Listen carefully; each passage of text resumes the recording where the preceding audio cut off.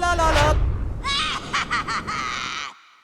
Last time on Kyoryu Sentai Zyuranger, the evil witch Pandora was released from her seemingly foolproof prison when a couple of astronauts nudged it slightly. She took a couple of child space cadets hostage, specifically because she hates children, which unfortunately for her meant traveling through space with a couple of screaming kids. And as anyone who's taken an international flight knows, that's worse than her eternal purgatory could ever be. The wizard Baza had to summon the Zyurangers to save the kids, which they did for a total of 5 seconds before a giant appeared and snatched them right back. Baza stood by and watched all of this take place, of course, making him the most ineffective bystander magic user since Wizard Whitebeard from Where's Waldo? Or Where's Wally, if you're correct. This time on Kyoryu Sentai Zyuranger, a TV station is broadcasting a heated debate as to whether this recent attack was from man-made weapons or aliens. The one dude who's proposing aliens are to blame gets shot down because, hilariously, he's always blaming aliens for things. The lesser-known version of the boy who cried wolf, the grown adult who cried xenomorph. The opposing side of the debate gets worked up into a tither, insisting this was obviously a weapons test. Ironically, this is all quickly turning into a witch hunt, and yet none of the people involved are aware that a witch is literally to blame. Speak of the devil, Pandora hijacks the broadcast while the grown men are fighting and laughs wickedly, saying she's going to obliterate the Earth. Look, if we're putting heated debates about aliens on during prime time, we probably deserve to be taken out by a gleeful witch and her malevolent brigade of Muppets. Underground at the Zyuranger HQ, Dan is sitting reading to himself and giggling loudly. Clearly he's catching up on all the Garfield comic strips he's missed out on in the last 100 million years. Guy don't even know what lasagna or Mondays are yet, but he still gets a chuckle out of the idea of a cat having opinions on them. Also, Odie getting kicked off a table is funny no matter what geological era you're from. Boy starts lobbing stuff at Dan and says this is no time to be lazy, and he indicates a magical screen on the wall that shows footage from the end of last episode, saying they have to figure out a way to beat that giant. Dan tells him to take it easy, and May reminds him that there are children's lives at stake. Yeah, but funny magazines, May. They're not gonna read themselves. Speaking of people not really doing anything to help, Baza is hiding behind a pillar nearby, nodding sagely to himself. You know secretly he's waiting for a turn with the magazine after these guys f***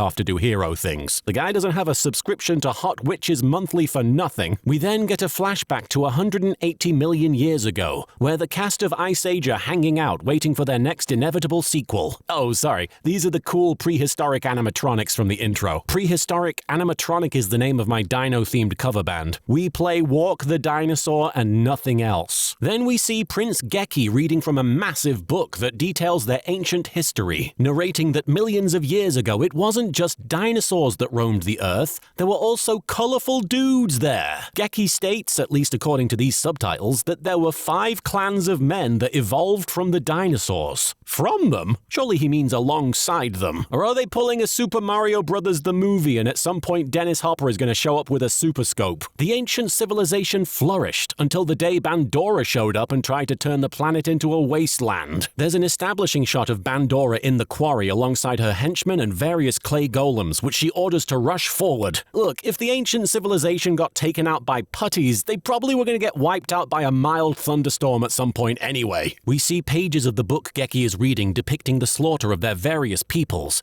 though it honestly looks to me like it's humans attacking one another? If these images are meant to be showing me that Pandora took everyone out, I don't know why it's got a bunch of dudes riding dinosaurs attacking other dudes riding dinosaurs. That seems contradictory. But hey, I guess I'll trust whatever story Baza hastily scribbled in the margins of this horrific tapestry of death. Geki closes the book that is so chunky it makes a Stephen King manuscript look like a nursery rhyme, and he explains in the ensuing battle he lost his father the king, his mother the queen, and his 10-year-old sister. Good grief! This being explained right after we saw Zyuranger basically saying "F*** them kids" really makes his apathy seem bewildering. Wait, Geki opens the book again, I guess, and explains that humanity was saved by the guardian beasts, which appear to us in an incredible-looking sequence where they all rise up together and charge forward. Obviously, this is the footage used in Mighty Morphin Power Rangers when the Zords are called to action, and yeah, it doesn't feel quite as awesome without that theme music playing.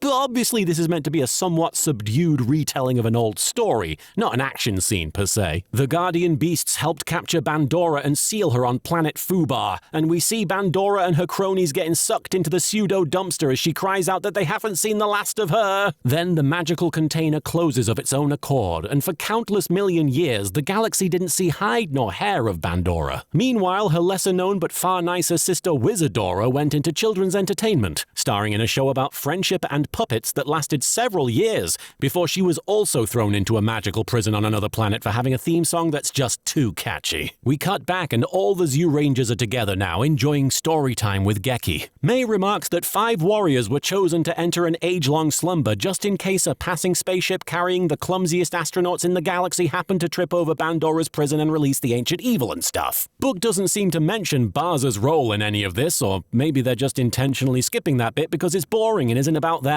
Or maybe, as I suspect, he was doing f*** all like he is now. Geki pledges to stop Pandora and restore peace on the planet. That last bit might be a tall task, even for you guys. That's been an ongoing issue even without witches getting involved. I'd be hard-pressed to say that witches would make the planetary situation much worse, to be honest. Oh, and now we see Pandora's palace on the moon, just like it was established in the Mighty Morphin Power Rangers episode from last time. The tone is far different from the English scenes featuring the Moon Palace, with a cold wind rushing through the atmosphere, and the building itself looming ominously. Even Pandora herself comments on how wonderfully desolate this place is. She's as charmed by the moon as Wallace and Gromit were when they visited. Cracking cheese, Griffozar! Topat and Bookback are having a row while Griffozar is resting nearby. I'd say he's catching 40 winks, but I don't think the eyes on his suit are capable of closing, let alone winking. Pandora checks in on their tiny hostages who are terrified. But really, these kids should be psyched. They're part of an exclusive group of astronauts that have successfully landed on the moon.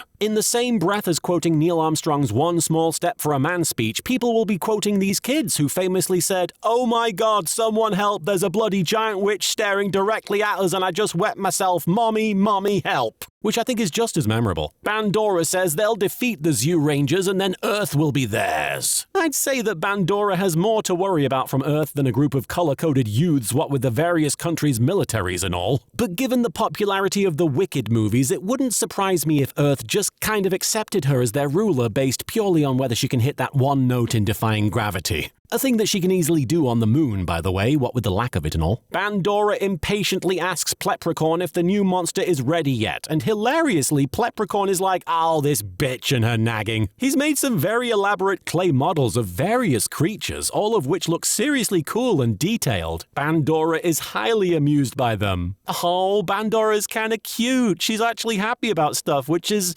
somewhat different from Rita Repulsa, who is in a constant state of shrill anger. Both are fun, but I like that Pandora has this kind of childlike joy over silly things like this. Hard at work on his current model, Pleprechaun says you can't rush art. Ironically, the currently airing Sentai, number 1 Sentai Gozyuja, is all about monsters being created with Gen AI, so this is actually somewhat prophetic of him. Or, given that it's Pleprechaun saying it, propleptic? Anyway, Pandora does her best impression of my YouTube comment section and demands to see the thing immediately. Based on its hat, this particular clay model appears to be Mackenzie Crook as Wurzel Gummidge. Pleprechaun sticks the monster in the kiln, much like we've already seen him do with the putties in Power Rangers Episode 1, and all manner of steam and buzzing noises come out of it. Even Pandora is like, "God, it's f***ing loud." The monster is shot out of a big old tube with a puff of steam which startles Griffozar.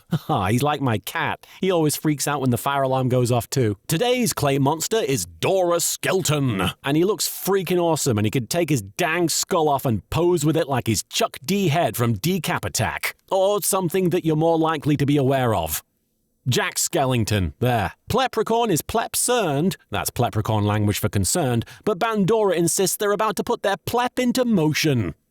Sorry. Topat picks up a set of controls and giggles, and it sounds like a horse that has successfully pulled a prank on someone.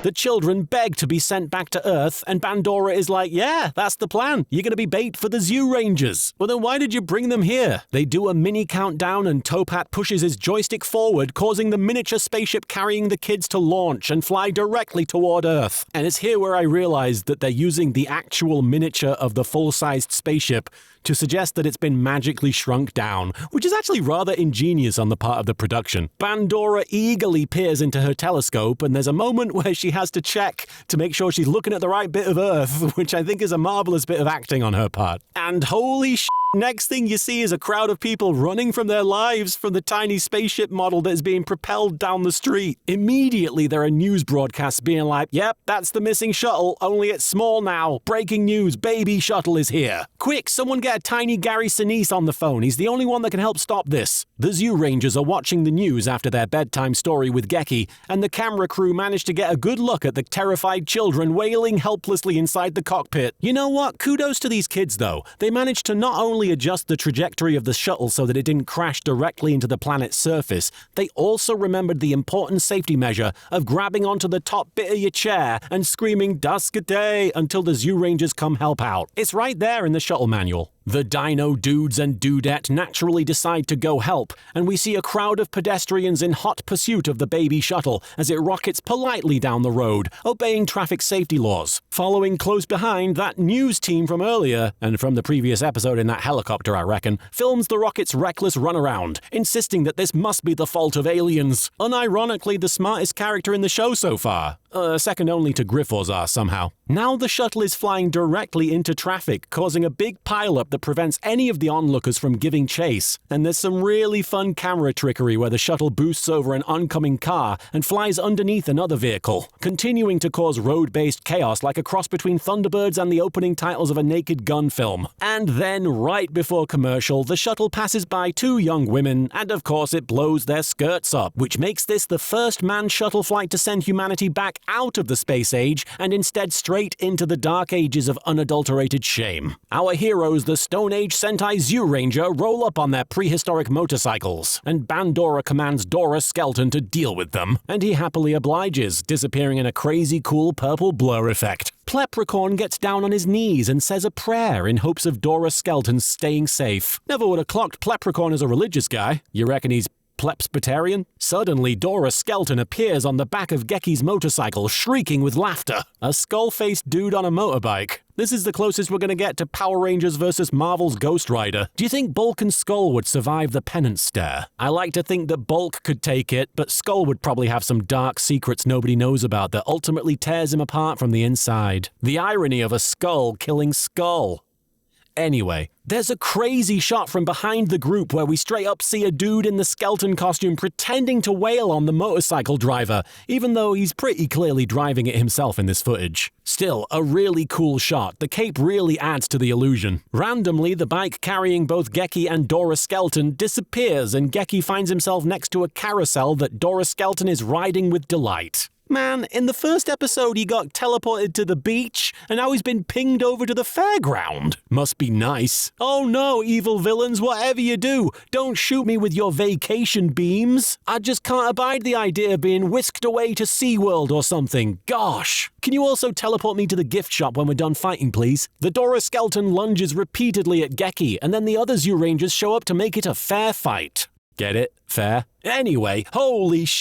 Dora Skelton just f***ing explodes into a pile of bony limbs and then magically reconstitutes himself. It's a bloody impressive series of effects considering how easy it would be to make this look rubbish. Then Dora Skelton shoots cartoonish eyeballs out of his skull sockets, blasting the Zyurangers' weapons out of their hands. I've never seen anyone weaponize the Looney Tunes Aruga gag before. Geki takes it to Dora Skelton, who grabs him and launches up onto the roller coaster track, where they fight for a grand total of 20 seconds, and then Geki gets thrown back down, landing on his arse like a That's at least 10 seconds longer than most actual theme park roller coasters will let you experience. Dora Skelton breaks Geki's sword in twain, so at least now he has an excuse to use the much smaller toy sword in his possession. They pull their toys out, swing their arms, pose all cool, and yell, "Dino Buckler!" And I don't know about you, but my dinos are certainly buckled by watching them put on their cool suits that are just so darn cool. It's a pretty ambitious roll call here because they do it while the pirate ship ride is in the background, and as a result,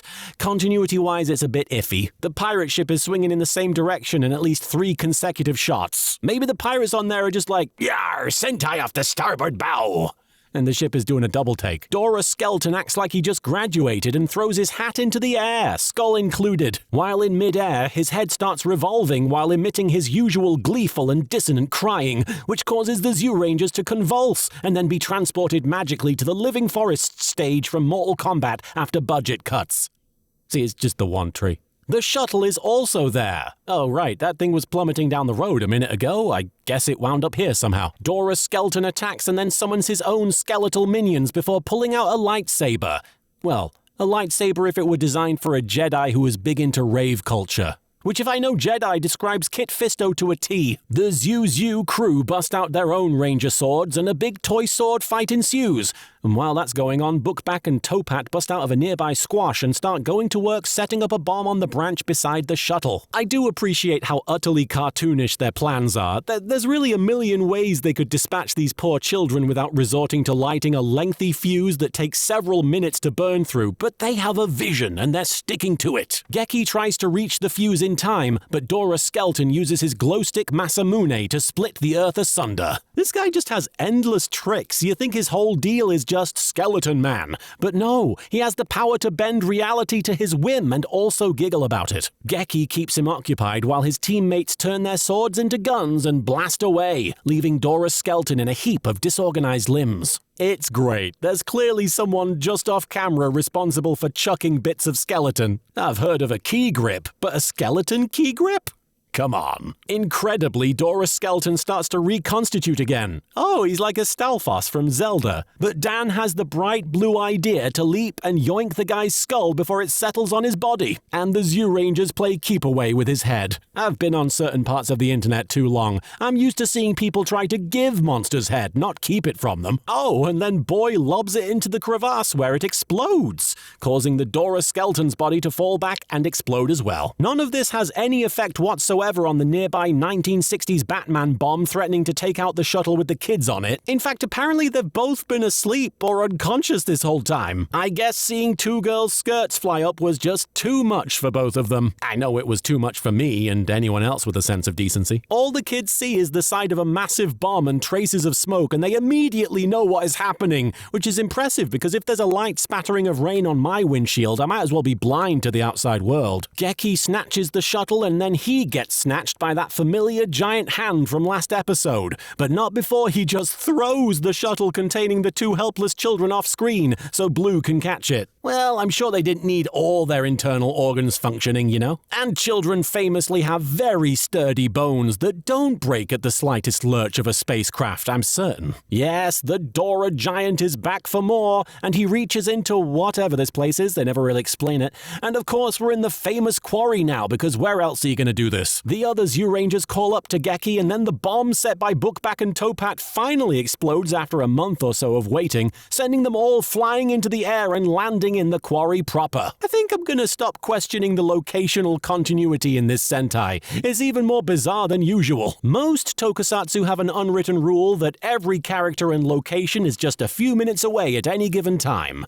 But this is like an even more extreme version of that. A light breeze would likely blast them all to Pandora's palace on the moon if plot dictated. Geki struggles in the Dora giant's grip and then blasts the giant in the eye, causing it to catch fire momentarily, long enough for Geki to wrestle free and fall gracefully to the floor. Oh no, he's landed on his ass like a tit again. That's twice this episode, Geki. That's at least 2 tits you've racked up. Some impressive camera framing allows the Dora giant to attack with its giant sword, and the Zyurangers panic and flee into a nearby cave. Dan is cradling the shuttle, which makes me happy because he was yucking it up earlier with that magazine, and now he's learned the important responsibility of babysitting a spaceship, something all young men have to learn at one point or another. The Zyurangers cry out that he's too big and they can't win, and then the Dora giant's fucking massive hand breaks through the ceiling to grab at them some more. This is really interesting when you compare it to how the Mighty Morphin Power Rangers dealt with introducing a giant monster. In that show, they just immediately hopped in the Megazord and almost effortlessly stomped over Goldar. But here, these guys have spent the last few episodes totally bewildered as to how to cope with anything taller than 8 feet. The ground shakes and the earth is ripped apart with an enormous force.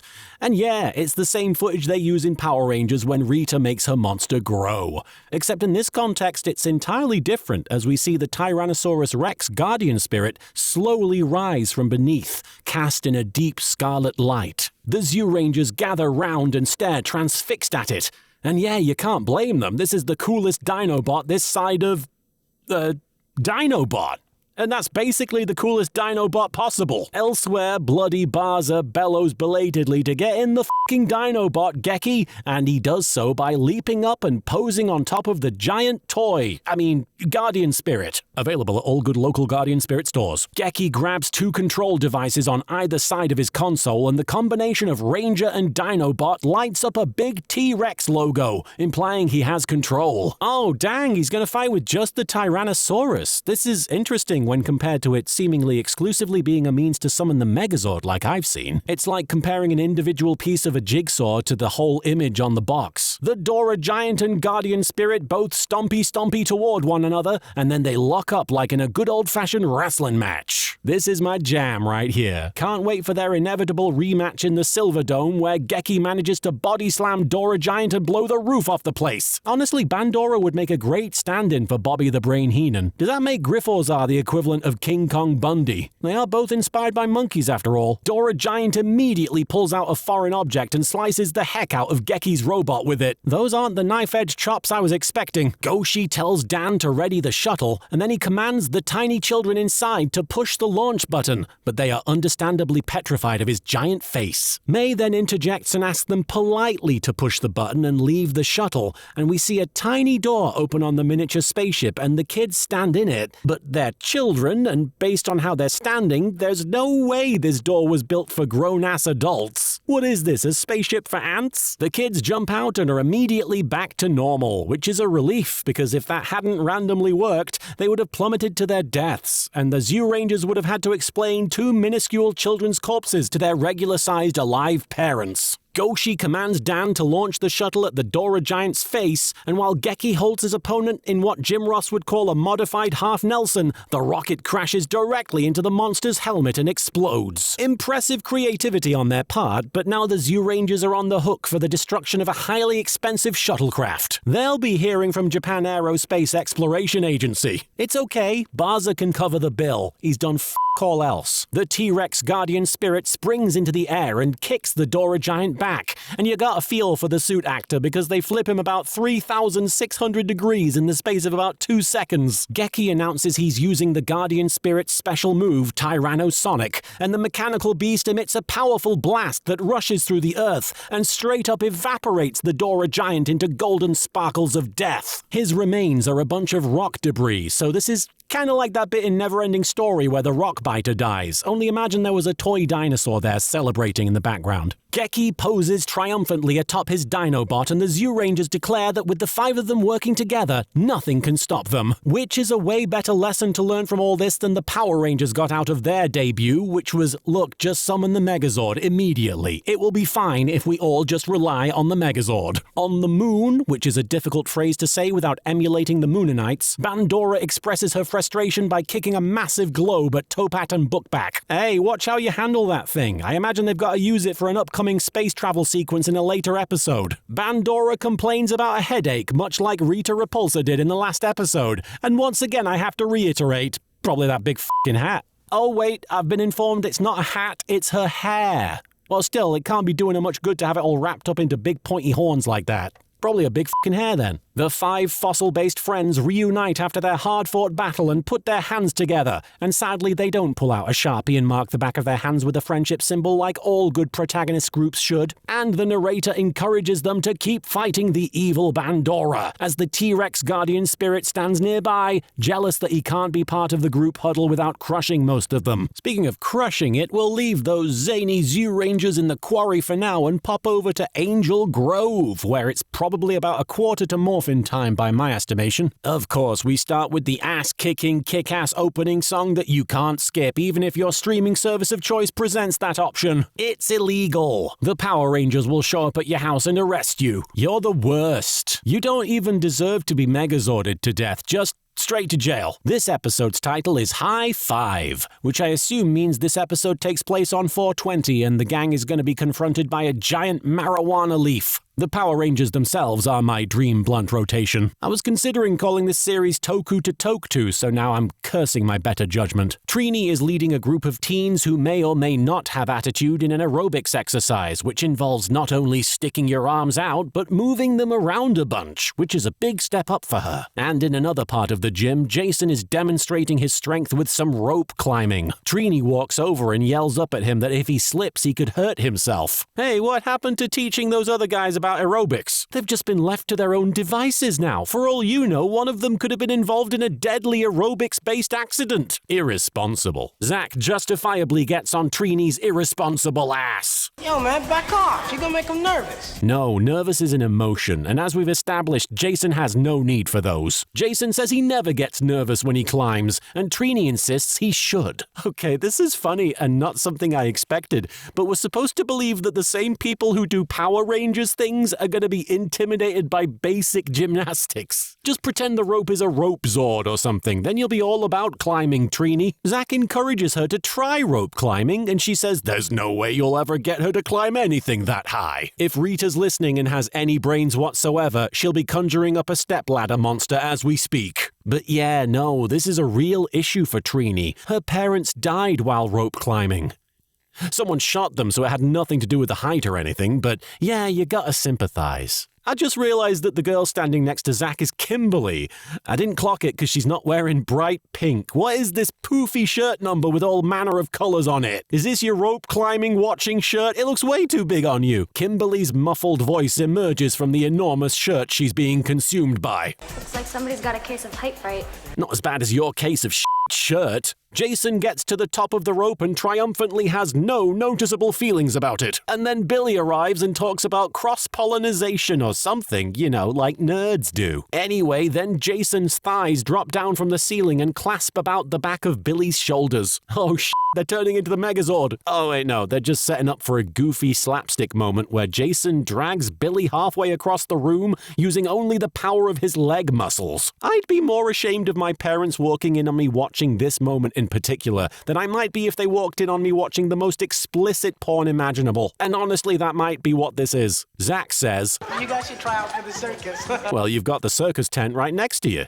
Oh, sorry, that's Kimberly's f***ing shirt. Bulk and Skull enter and Bulk remarks that the circus doesn't take geek clowns. Clearly, Bulk needs to bulk up on his word etymology given that geek is basically another word for clown. Kimberly mistakes Bulk and Skull for Bebop and Rocksteady. Why don't you guys just crawl back to the ooze you came from? Now shush, if you're not careful, you'll give away the secret of the ooze. Bulk continues talking Jason's rope technique, and Jason scoffs that at least he can make it all the way to the top. This leads to a bit of grandstanding from Bulk, who promises to show them how it's done. Yeah, little known fact, Bulk is a practiced rope dancer and could probably spin circles around Harley Quinn from that one Suicide Squad scene. He'd make it real sexy too. Anyway, Kimberly asks if he knows how to use the rope, and he asks, what does she think he is, stupid? To which Zach quips, Well, you know what they say. If the rope fits, climb it! that was not funny. Not spelled K-N-O-T. Get it? Ropes. At least that makes more sense than what you said and is equally unfunny. Skull laughs at the terrible rope joke. Wait a minute. Remind me what Topat's laugh sounded like again? Huh. Are we sure Skull and Topat aren't related in some way? I may have found the secret canon connection between the two series. Bulk tries to climb the rope and immediately collapses to the ground, and everyone laughs at him. I know they're meant to be the bullies, but I feel like they've been bullied more than any other character on screen. Bulk sets up to try again and spits in his hand, and then Skull spits in the other one for him. I had a feeling Skull didn't swallow. Bulk leaps up and grabs hold of the rope, and of course he falls down again, bringing the rope with him, and the ceiling collapses for good measure. Oh, and everyone still keeps laughing at him. I'd be hesitant to laugh if the structural integrity of Ernie's youth center was this fragile. Everyone should be writing a formal letter of complaint, or at least alerting the local radio station that cares exclusively about the goings-on there. Also, I just clocked that Triny was watching this whole thing go down. Oh, so if Jason is climbing the rope, you're petrified for him. But this actualization of all your biggest fears is worth a few yucks, I suppose. Bulk now resembles the studio executive who was in the middle of snorting a mountain of cocaine when this whole show was pitched to him, and he agreed enthusiastically. Correct decision, of course, but you can't tell me hard drugs weren't involved on some level. Kimberly gets down next to Bulk and scoffs. Oh yeah, Bulk, you really showed us this time, didn't you? Yeah. Oh, go buy a massive shirt or something. He needs a doctor. Over at Rita's moon base, we see the same footage from the second Zyuranger episode where she's surveying her new desolate kingdom. But here Rita's saying that she's gonna trap the Power Rangers in a time warp the same way she got Zordon. Wait, are you saying let's do the time warp again? I don't know, that's an elaborate procedure. I hear it starts with a jump to the left. We get an aerial shot of the Angel Grove Youth Center, and something weird is that there's literally one car parked in the parking lot. Did everyone carpool together in one vehicle? Were Bulk and Skull crammed into the trunk? No wonder they're constantly pissed at the Power Rangers. They're not just teenagers with attitude, they're also running a rideshare service. Billy explains to everyone. I finally completed a narrow beam transmission module that will allow wave function over an extended interval. Oh yeah, this is what kids did before they could download porn off the internet. Everyone was completing narrow beam transmission modules. It was a weird time. Triny explains it's a communication thingy, and Billy pulls out these wristbands that they're all going to use to communicate with each other and with Zordon back at the command center. But most importantly, of course, they're going to go beep, beep, beep, beep, beep, beep, and confuse Kim Possible fans the world over in 10 years or so. And speaking of Kim, she says this is more phenomenal. She didn't even know what that word meant yesterday, and she's already turned it into slang. Kimberly's operating on another level. Billy explains you touch it to talk to each other, and when one of them does so, everyone except Billy gets transported away. Billy comments, The neutrino power grid must have crossed molecular. yeah, you're gonna get that with your neutrino power grids. They're always crossing molecular. Common issue. Hopefully they can patch that out with the next firmware update. Oh, and Billy touches his communicator and he blues away. And they all land in an orgy-like huddle on top of Alpha 5, who was minding his own business on the game show set. I mean, in Zordon's command center. Billy awkwardly admits, It appears my communicator's malfunctioned. yeah, man, I hate when I try checking my texts and I accidentally teleport myself to Alpha Centauri. Very inconvenient. Sorry you're also dealing with that. Alpha 5 is hanging 10. Welcome, homeboys, homegirls. What brings you to the hood? You might laugh, but Zordon's place is actually located in Oakland. Suddenly, a horrific drive-by occurs, and Alpha 5 lays in a pool of his own blood, gurgling the words, ay, ay, ay, ay, ay. Not so funny now, is it? Zordon commends Billy on accidentally inventing something that could be extremely profitable and world-changing, but will instead be used so these 5 kids can hang out in their technologically advanced treehouse from time to time. He says that until Alpha 5 can fine-tune them, they will act simply as a communication link. So yeah, Alpha 5 starts fine-tuning them, and then, this happens? No, stop. Oh, no.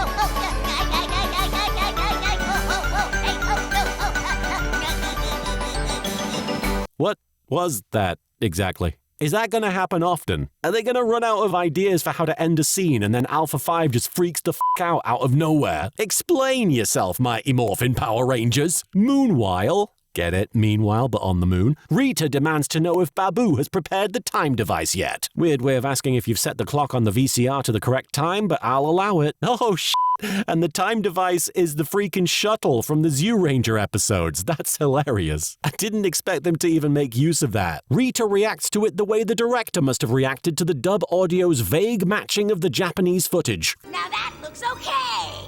Apparently, they're going to send the time device, spaceship, whatever thing down to Earth, and wherever it lands will open up a portal in time. Do you want Samurai Jacks? Because this is how you get Samurai Jacks. Man, now I really want to see Aku and Rita team up, shedding real tears knowing this can never happen. Oh, and we get that whole scene where Rita goes to Finster to ask him to cook up a monster, and she has the most amazing reaction to all the little clay models he's got prepped. The babies. Just like how I greet my cats in the morning, I can absolutely relate. They too are tiny monsters. Finster says he's making a new monster named Bones. Oh, Power Rangers Yu-Gi-Oh! Crossover, let's go! Wait, no, I just realized they're setting up for the Dora skeleton. Man, I guess I didn't expect them to since that guy didn't grow into a giant like the Power Rangers monsters tend to, but here we go. Unlike Pandora and Pleprecon, Finster seems to be very happy to work with Rita, which in my book makes him a significantly less enjoyable character. At least Pleprecon didn't appreciate being treated like a pleb. That's pleb in Pleprecon language.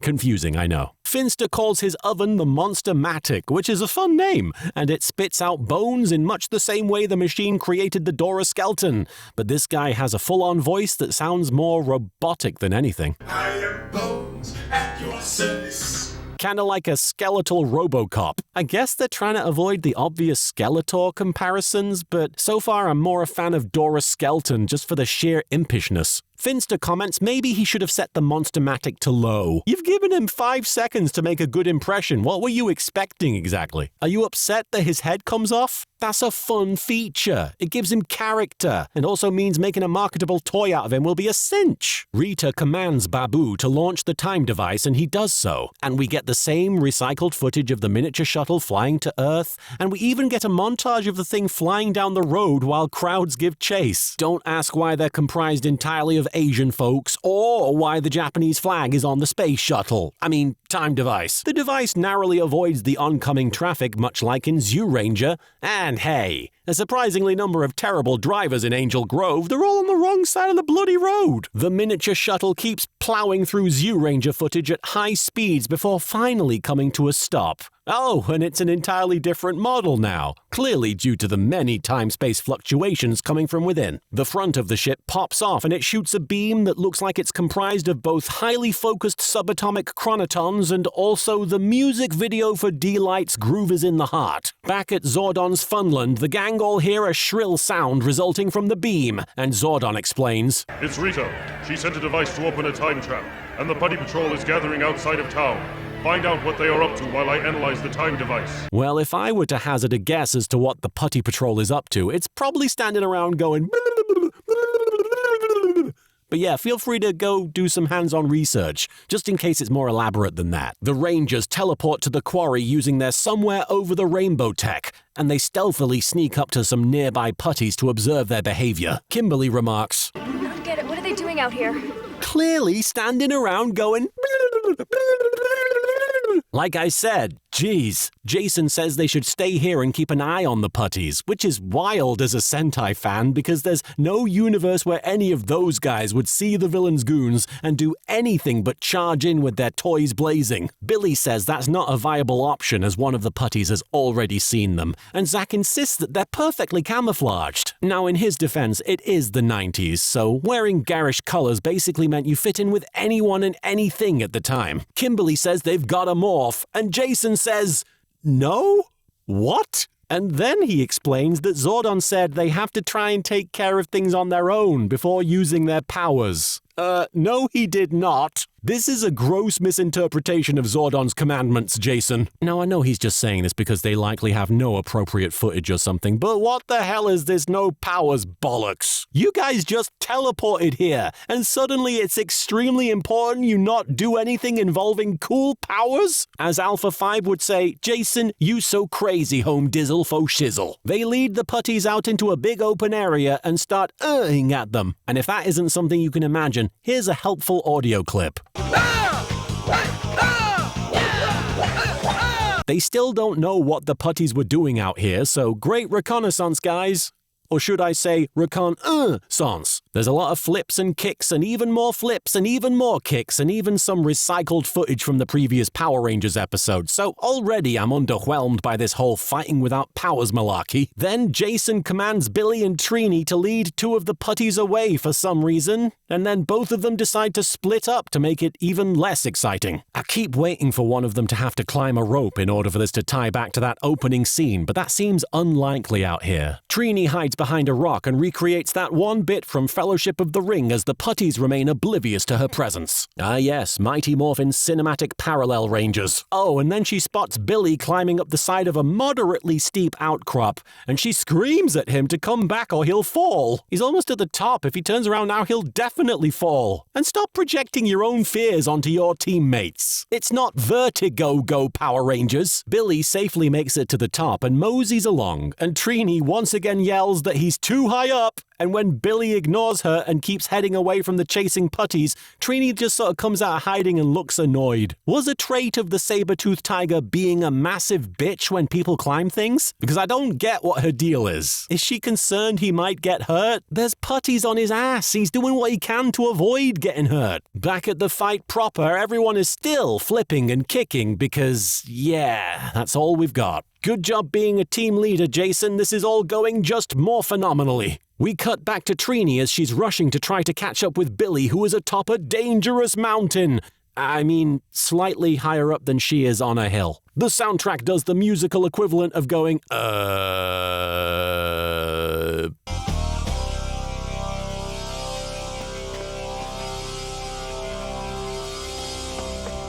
The show acts like a putty is able to corner Billy on a cliff, even though the camera just showed us a path leading down to where Triny is literally 5 feet away. Billy desperately looks for his communicator, but it's not there, and he mutters, "Alpha," in frustration. If you're gonna be mad at anyone, it should be Jason for not letting you turn into a Power Ranger. Triny starts to climb up the most counterintuitive part of the outcrop, again, despite there being an already established path, and she's telling herself she's afraid, but she can do this. Clearly, this was the inspiration for all my playthroughs of Death Stranding, wherein I too missed the obvious direct route, and instead chose the most dangerous possible terrain just to watch Norman Reedus fall ass over tit. Billy does the unthinkable and tries to transform into the Blue Ranger, which goes against everything Jason stands for, but he's a Butterfingers and he drops the henshin device, whereupon it rolls off. Admittedly, this is a fun first for me because I don't think I've ever seen a character straight up bungle their transformation like this. He cries out, My power morpher! Delivered with all the limp sorrow of that one NPC in the Spider-Man video games crying, "My balloon!" Again, can't help but identify with how pathetic Billy is. He's just like me, for real, for real. Like a more blue-themed version of me. LittleKuriboh blue. Once again, they recycle this same shot of a putty to imply Billy is in danger, and then we see Triny climbing. What are you doing, Triny? You could just walk around that rock very easily. It isn't helping you get any higher. Guys, just bloody transform already. This is unnecessary. I feel like Angelica looking at the Rugrats. You're all a bunch of stupid babies. None of this is what Zordon meant when he instructed you to use your powers appropriately. The putty gets closer to Billy and he cries out for help, so the petrified Triny redoubles her efforts to keep climbing. How is one putty giving you guys this much trouble? You talk about the Sentai equivalent of one of those upsetting knockoff suit characters on the Hollywood Walk of Fame. Just go, at it like your friends are. It seems to do the trick. Oh, never mind. We cut back and the putties are all ring around the rosying Zach, Jason, and Kimberly to death. I guess maybe now become the Power Rangers? Maybe? Perhaps?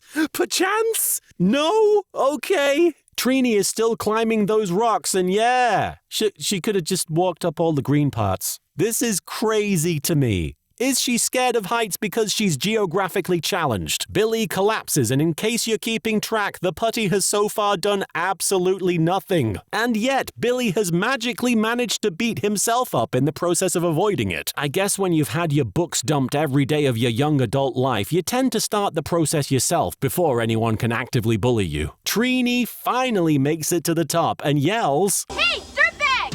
Whoa! The face the putty has upon hearing this, you'd think that was a slur in their language. What did you just call me? Triny says leave him alone, and the putty is remarkably quick to oblige, choosing to walk toward Triny instead. Surely you didn't need to climb up a cliff face for 15 minutes to accomplish this. Just yell from down below. The putty would have probably leapt off the outcrop like a lemming wearing a silver gimp suit. Triny just sort of walks around the putty and stands defending Billy, and oh I wasn't wrong. The putty launches itself at both of them and they step out of the way and it instead leaps off the outcrop like a lemming wearing a silver gimp suit. Billy sums it up better than I ever could. That was truly morphitudinous, Triny. Well, I thought it was pretty morph-fucked up myself. Triny asks, what about their friends? And we cut to see all the putties huddled over Jason and the others, completely overwhelming them. Reconnaissance mission is going great, guys. You've all really made a recon-ass-ance of yourselves. Billy says they've got to get down there and help them, which you'd think would lead to much consternation from Billy or Triny since it was a whole ordeal getting up here. But instead, Billy just says, Let's go. and that's that. Okay, yeah. I could have sworn there were like 5 other putties chasing these guys before. None of it's an issue now. Mighty hand-waving Power Rangers. It's no big deal, everybody. Despite their best Jason, Zach, and Kim are like putty in the hands of the putties. But then Billy and Triny rush in from off-screen and also go, so it's all good now. Why did they even go somewhere else? Jason's not exactly batting 100 as a leader here, but despite that, he commands, Form a human chain! Now! no, Triny is terrified of chains. Sometimes you climb those things. Oh, see, when I think of human chains, I don't think of whatever this is. What kind of chains you been using, Jason? Don't get me wrong, this is acrobatically impressive, but I also still feel it would have been less effort to pull out your belt buckle and turn into superheroes. Anyway, they spin around and take out all the goons who run off with cacti sticking out of their putty butties. Are we ever going to learn why they were out here in the first place then? I'm guessing not. Rita has been watching all this through her telescope, and I can only imagine based on her face that she too is like, why aren't they transforming? What is their problem? And then she turns around and tells Bones to go do his stuff. Bones disappears, much akin to his Dora equivalent, and then amazingly they use the footage of him falling to pieces to imply this is how he manifests after teleporting. Hey, honestly, great use of the clip, and it would have been a waste not to use it. Zordon communicates with the Rangers. Congratulations, Power Rangers. You've done a superb job dealing with the putties. I think being stuck in a time warp has had the adverse effect of making Zordon ridiculously easy to impress. Maybe he sees everything in much faster motion as a result, because that took ages and they didn't even make any of the putties explode like they're supposed to. And special congratulations to you, Triny, for overcoming your fear in the face of an emergency. Oh, so we're just giving out bonus points for dealing with personal trauma? In that case, why not give special commendation to Billy? He's terrified of everything. Oh, and just as an aside, here's something Triny did literally just last episode. Clearly, that is a girl who is terrified of heights. Suddenly, an alert sounds and Zordon informs them. Our scanners have picked up a new threat. Rita has sent a creature named Bones down to the amusement park. Oh, your scanners told you what his name is? Zordon out here doxing monsters with his scanner. That's not more phenomenal of you, man. Zordon uses the viewing globe to showcase Bones' abilities. He can fire energy bolts out of his eyes, can jump long distances, and even make himself disappear. Yeah, check out this cool footage from Zyuranger. Wish we had an appropriate place to use it. Sadly, it's just in this montage. But look how cool! Zordon goes on to say, He probably controls the time device as well. I don't think he's even seen the time device, let alone have control over it. Also, how does your scanner know all this shit, but you needed the Power Rangers to physically go see what those putties were doing? You knew damn well they weren't doing jack shit. You just wanted to distract these kids so you could look up Bones' Wikipedia article. And mercifully, it is finally morphing time, so they all merge with the chroma key effect and yell dinosaur names and also other prehistoric animals that are adjacent to dinosaurs, and they're off! They're at the theme park now, and we get the roll call footage with additional dialogue layered on top. Oh, never mind. I was hoping they'd keep talking people while doing their poses, but instead it's just more uhs and various grunts. But you know, they look really cool despite sounding kinda goofy, so it balances out just fine. Bones takes off his head, and I'm just gonna let you imagine what pun he says. There's like a 95% chance you'll get it right first time. And then he chucks his head up in the air, and the Power Rangers are actually kind of impressed.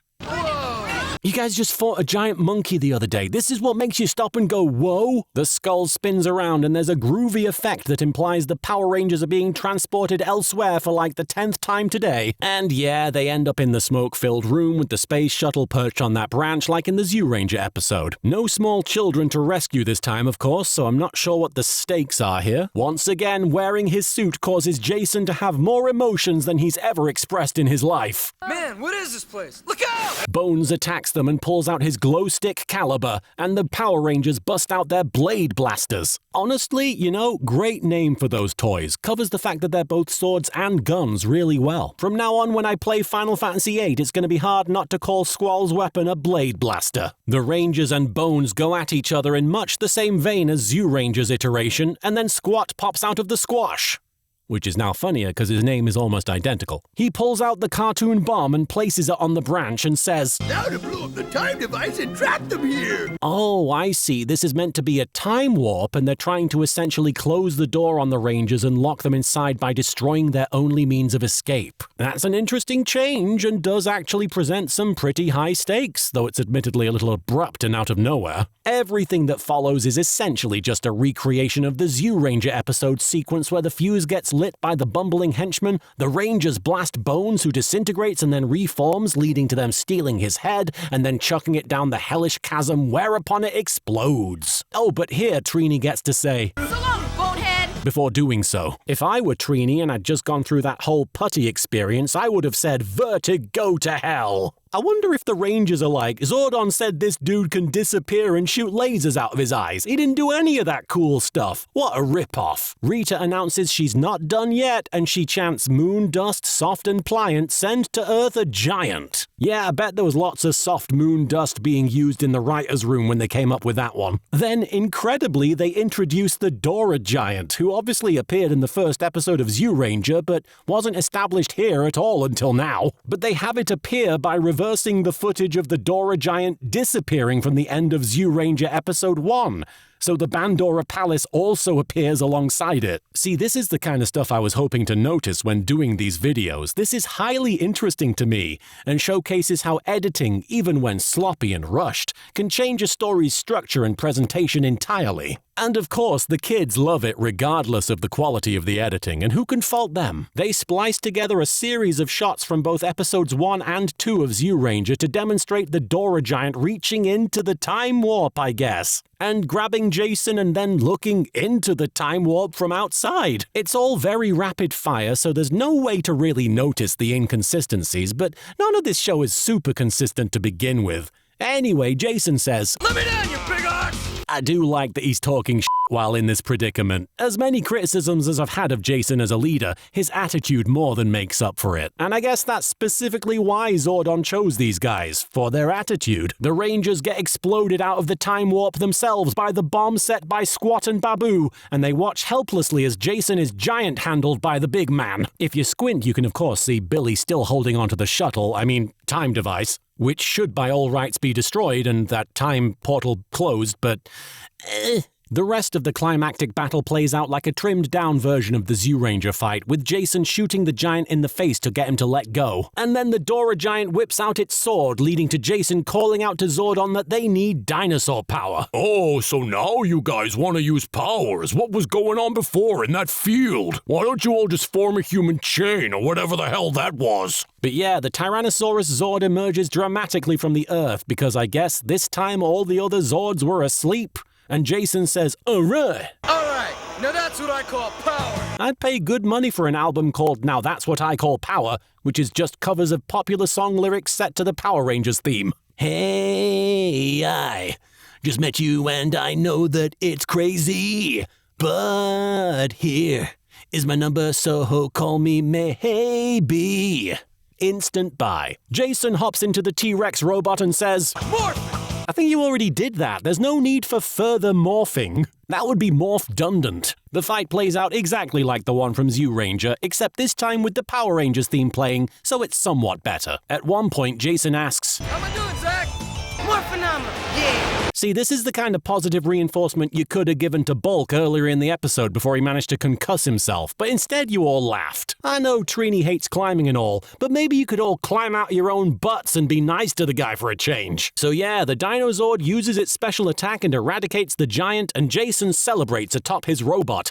And back at Rita's, she kicks the globe once again and complains about a headache. Somebody bring me an aspirin! Yeah, good luck finding a CVS on the bloody moon. Although their receipts are long enough, you could probably climb one all the way there like a beanstalk. But don't do that around Triny. She will shriek at you to stop, even though it doesn't affect her whatsoever. Back at the gym and juice bar, Ernie walks past the kids, explaining to a blonde girl that he heard on the radio these superheroes saved an amusement park from this zombie guy, and they call themselves the Power Rangers. Good thing the news reported on that, and not how a bunch of teenagers who don't know what a chain looks like got beat up in a field by a bunch of latex-clad freaks, while two of them ran off in a state of confusion. Billy explains to the others that their communicators should be fully functional now, so they'll be able to communicate with and teleport to Zordon at any given moment. Kimberly is so excited that she manages to unironically describe this whole show's vibe. This is so 90s. Zack enters the youth center and starts sneaking up on the others, and Billy thanks Triny for helping him out today. Triny comments that the way he climbed those rocks was more phenomenal. Guys, surely not everything is more phenomenal. In fact, sometimes less phenomenal is more phenomenal. I guess what they say is true. You really don't know what you can do until you're forced to do it.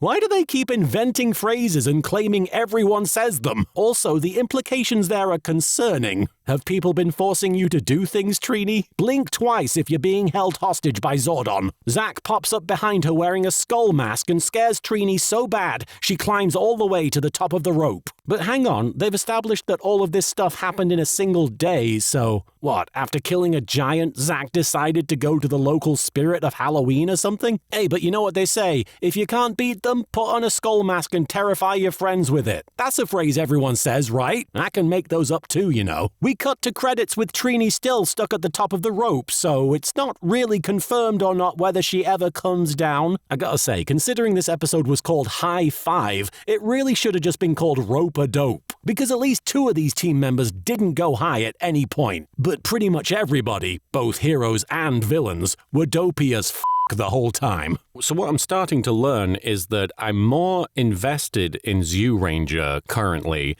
but I think I'm more entertained by Power Rangers, if this makes sense. I know it didn't likely come across in my recap of the events, but especially with the Triny climbing for like 5 minutes or so.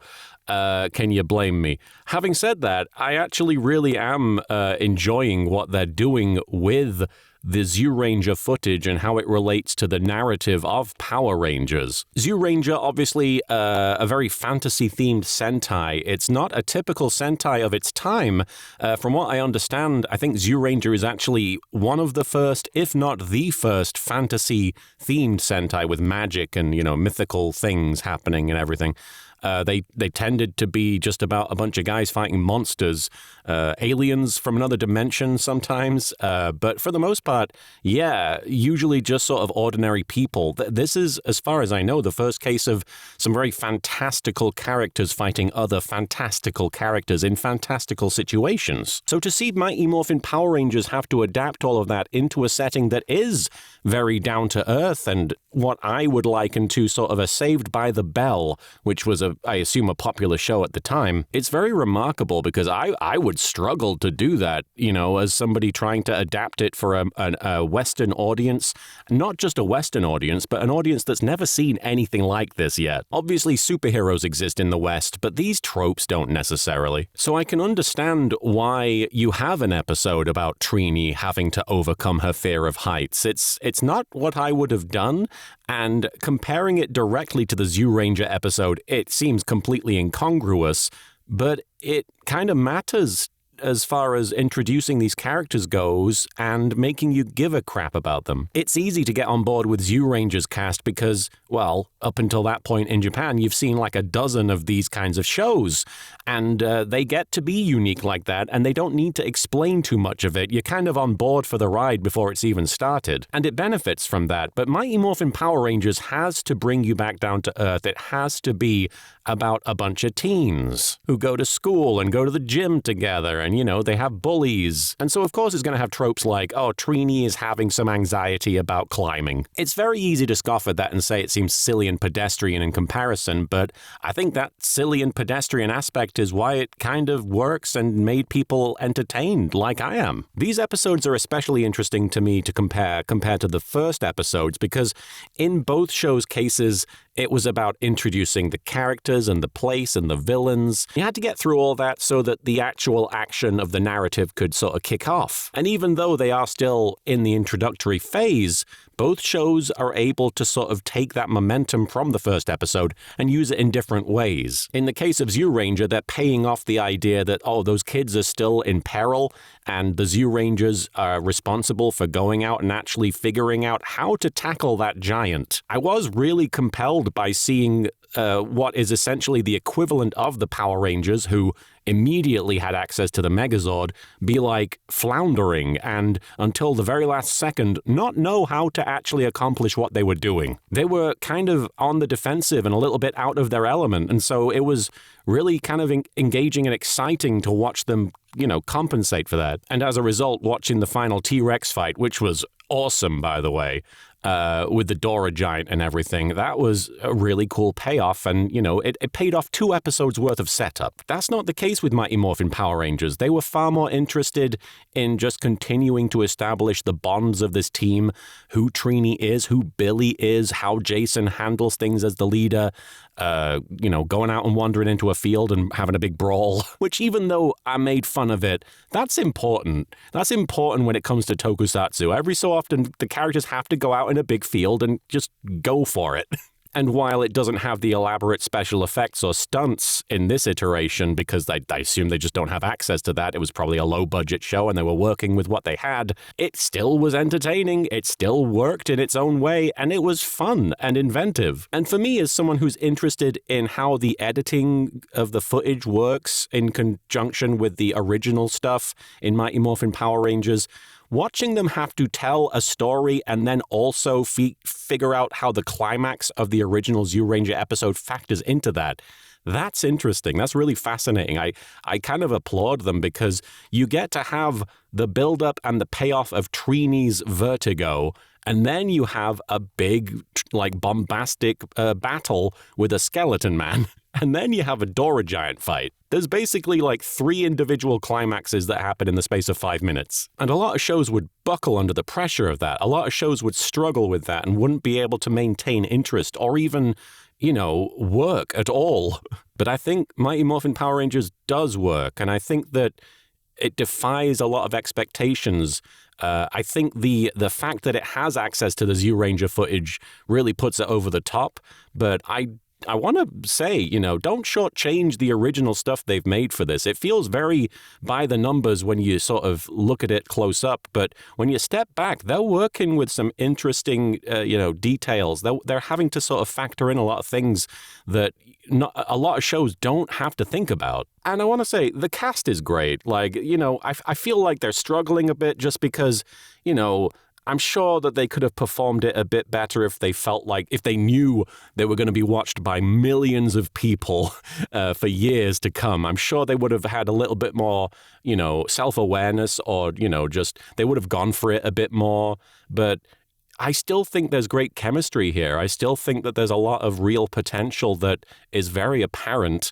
And yeah, they embody the characters really well that have been presented. I like Zach a lot. I like Billy a lot. I like Kimberly a lot. They have great presence. They have great dynamic, and they deliver the dialogue pretty much exactly how the script would expect you to. And they make you enjoy the cheesy dialogue. As I've said in the videos, Billy's my favorite. I love Billy. I'm really interested to see how his journey progresses. I appreciate that instead of Billy don't be a hero, it's Billy do be a hero. Try, at least. As always, I want to give a shout out to our Patreon supporters. Thank you so much for everything you've given, and thank you so much to anyone who has ever given at any point.